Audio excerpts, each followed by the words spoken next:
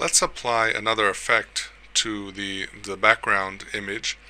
and what we're going to do is we're going to make the texture that we created with the paintbrush, we're going to turn it into more of a what's called a clouds effect. So the way to do that is to go up top and click on filter, and then we go over to our render option, and that opens up a drop down menu, and we click on clouds, and now we see that the image took the background color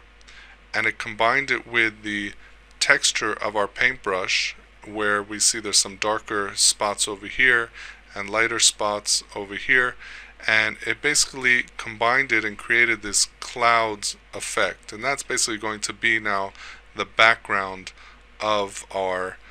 business card. And we can also see that if you don't like this particular effect, now my final business card is going to be for a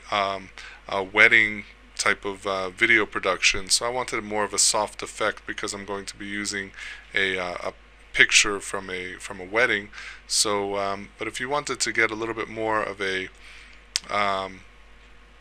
let's say more of a something that kind of more action or a little bit more exciting, there's a whole bunch of effects over here that you can use, and all of these effects will basically give you just totally different a different look to your business card, and maybe kind of like highlight the personality of your business card that you want to create from it. So it's very important to use these filters to really create the look that you want and the image that you want when people see your business card. Here, for example, in textures, just this menu alone has so many different options like stained glass, and we see that it's going to create like a stained glass effect with like a lighter type of color coming through,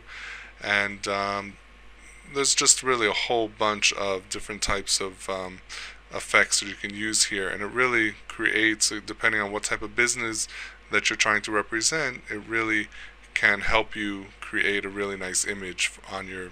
business card.